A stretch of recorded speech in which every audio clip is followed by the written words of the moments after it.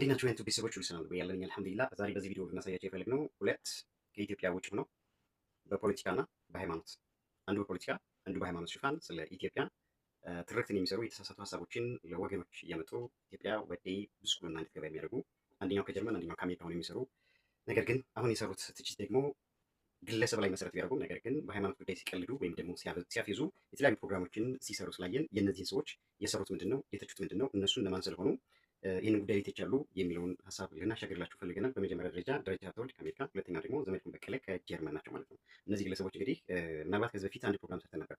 ጤነኛ የሆነ ሰውና ወይም ደግሞ ስጋት የሌለበት ሰው የቴዲ አፍሮን ዘፈን ሰምቶ ያልተደነቀ ወይም ደግሞ ስራውን ያላደነቀ የለም። ነገር ግን እዚህ ጋር መናገር የምንፈልገው የዘፋኝ አድናቂ ወይም የአዝማሪ አድናቂ ሆነን አይደለም። ነገር ግን እንደ ኢትዮጵያዊ በሰራው ስራ ስለምናደንቀው ነው።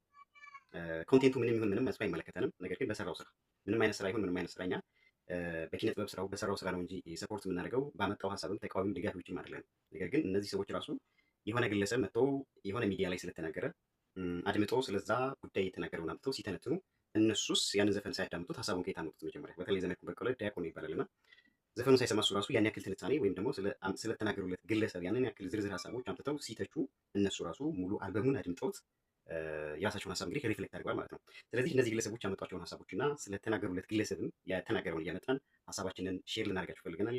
ቪዲዮ ለሌሎች ቤተሰቦች እንዲደርስ ሼር እና ላይክ አድርጉ። አዲስ ከሆናችሁ በዛው ደግሞ ቻናሉን ሰብስክራይብ አድርጉ። መልካም ቆይታ ይሁንላችሁ። ዳስጣል የተዘፈነው ለያሲን ኑሩ ሳይሆን ለሌሎች ሙስሊሞች ነው የሚል ሀሳብም ሲያነሳ ነበር። በነገራችን ላይ ዳስጣል ቴዲ አፍሮ እንደ ዘፋኝ ወይም ደግሞ እንደ አንድ ኢትዮጵያዊ አርቲስት ማንም ያከብረዋል በሚሰራው ስራ። እኛ ግለሰቡ ጋር ችግር የለብንም። ነገር ግን እስልምና ሃይማኖት ደግሞ በምንም አይነት ዘፈን የሚሞገስ በምንም አይነት ዘፈን መሰረት ላይ የማያደርግ ከዘፈን ነፃ የሆነ ሃይማኖት መሆኑን መጀመሪያ ምናልባት ደረጃ ሀብተወልድ እንዲያውቅ እንፈልጋለን። ከዛ ውጭ ግን ምንም አይነት አርቲስት ምንም አይነት በሃይማኖት ጉዳይ ስለ እስልምና ዘፍኖ እስልምና ነፃ የሚያወጣ ወይም ደግሞ ሙስሊሞችን ነፃ የሚያወጣ ማንም አይነት አርቲስት የለም። ቴዲ አፍሮን ጨምሮ ወይም ደግሞ ደረጃ ሀብተወልድ የተቆረቆረለት ወጣቶች ዳስጣል ብሎ ከመምከር ይልቅ ወጣቶች ኢትዮጵያ ዛሬ ካለችበት ነገ ከፍ ለማድረግ ወጣቶች የራሳችሁን አውቃችሁ ወጣቶች የተሻለ ነገር እንፈልጋችሁ ለሀገራችሁ ስሩ ብሎ የመከረውን ያሲን ኑሩን እንግዲህ የተቸበት መንገድ የተሳሳተ ነው። ደረጃ ሀብተወልድ ምናልባት እንግዲህ ይህንን ጉዳይ እሱ የኢትዮጵያ ሙስሊሞች ተቆርቋሪ መስሎ ያመጣው ሀሳብ የዩቲዩብ ነጋዴ አሜሪካ ሆኖ የኢትዮጵያን ሕዝብ እንዲጨርስ መረጃ ሀሰተኛ መረጃዎችን እያመጣ የሚሰራ የዩቲዩብ ነጋዴ ነው እንጂ ማንንም ወክሎ የሚሰራ ሰው እንዳልሆነ ግን ሁላችንም ማወቅ ያለብን። እስኪ የሰራውን አጭር ቪዲዮ እንመልከት ማለት ነው። ይገርማለች። በጣም የሚገርም ነገር ነው። ተመልከቱ እንግዲህ ዳስጣልን ሲያዳምጥ አምሽቶ።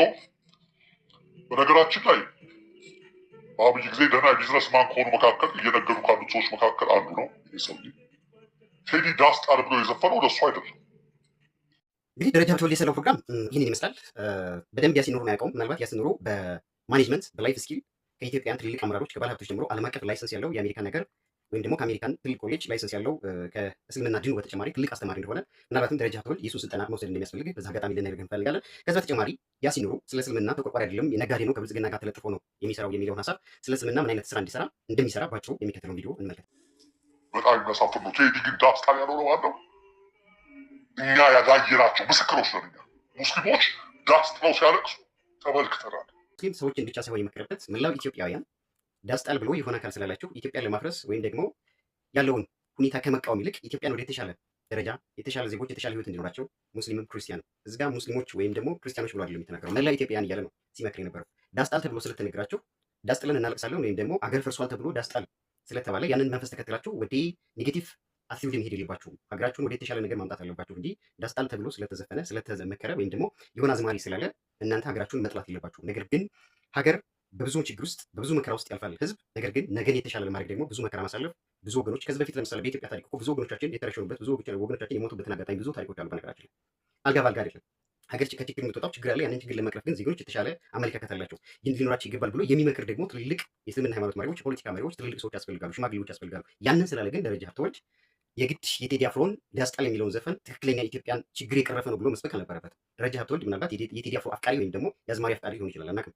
እሱ ግን ዳስጣልንና ያሲን ኑሩን አገናኝቶ የሰራው ፕሮግራም አሁንም የተሳሳተ ስለሆነ ምናልባት ደረጃ ሀብተወልድ አሜሪካን ሀገር ሆኖ የሚሰራው ፕሮግራም የኢትዮጵያን ሕዝብ ዳስ የሚያስጠላው የእሱ መረጃ የእሱ የተሳሳተ አመለካከት ነው እንጂ የቴዲ አፍሮ ዳስጣል ስላለ ወይም ደግሞ ያሲን ኑሩ ዳስጣል ተብላችሁ የተመከራችሁትን የተዘፈነላችሁን ተከትላችሁ ገደል ከምትገቡ የተሻለ ህይወት ይኖራችሁ የተሻለ አመለካከት ይኖራችሁ ብሎ ያሲን ኑሩ ኢትዮጵያ ሆኖ የመከረውን ሀሳብ አይደለም መቃወም ያለበት። ወደ ቀጣይ አንቺ ሃይማኖት የስንቱ ማፊያ መደበቂያዎች፣ የስንቱ ጉረንዶች ይህንን ምስኪን ህዝብ ይህን የዋህ ህዝብ በሃይማኖት ካባ በጥምጣም ውስጥ በሙዝ ተሸሽጋችሁ የእግዚአብሔርን ያድሃን ስም እየጠራችሁ ፓስተር፣ ቄስ፣ ሼህ እያላችሁ ኡስታዝ እያላችሁ በሐሰት እውነት እየበረራችሁ እውነት ሲነገር አትንኩብን እያላችሁ በጣም የሚያሳፍረው በጣም የሚያናድደው እያለ ደረጃ ሀብተወልድ ሲናገር የነበረው ዳስጣልን አፍቅሮት ዳስጣል ስለተባለ የኢትዮጵያ ሕዝብ በሙሉ ዳስጥሎ ወይም ደግሞ ያለውን ኑሮ ትቶ ችግር ውስጥ እንዲገባ የሆነ አካል እንዲቃወም ምናምን አይነት በሱ ፍልስፍና እንዲሄድ ነው እንትን የሚለው ማለት ነው የሚሰብከው።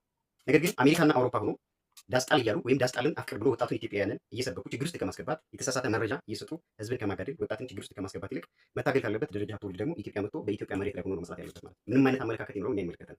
ነገር ግን አውሮፓና አሜሪካ ያሉ የዩቲዩብ የሳይበር ነጋዴዎች ለኢትዮጵያ ህዝብ አዛኝ መስለው የሚያሳፍረው የነሱ የሚሰጡት መረጃ የተሳሳተ መረጃ ነው እንጂ ኢትዮጵያ ውስጥ ሆኖ ግን ወጣቱን የሚመክር እንደ ያሲን ኑሩ ያለ ትልቅ የሃይማኖት መሪ አይደለም ማለት ነው። ስለዚህ ደረጃ ሀብተወልድ ምናልባት ያሲን ኑሩን ካላወቀው አዲስ አበባ የመምጣት እድሉ ካለ እሱ የማኔጅመንት ትምህርት ቤት ሂደህ ስልጠናውን እንድትወስድ እንፈልጋለን ማለት ነው። ትልቅ ዓለም አቀፍ አስተማሪ መሆኑን በዚህ የተሻለ ይሆናል ብሎ እንዲያስብ በማድረግ እንጂ አገር ሙታለት ዳስጣል ብለህ ለትውልድ አይነገር። ወስዬ ለወጣቶች እሱ ነው።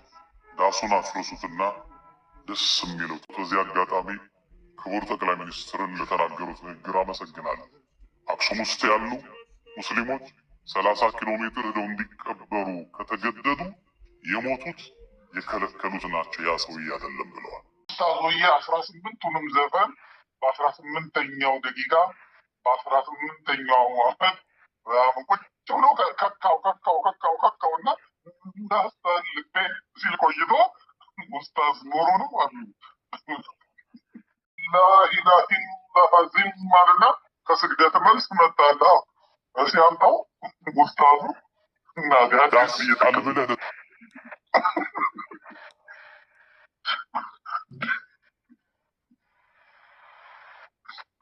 እንደው እኔ ልተርጉመው እስኪ ቴክስታውን አልተረጉመው።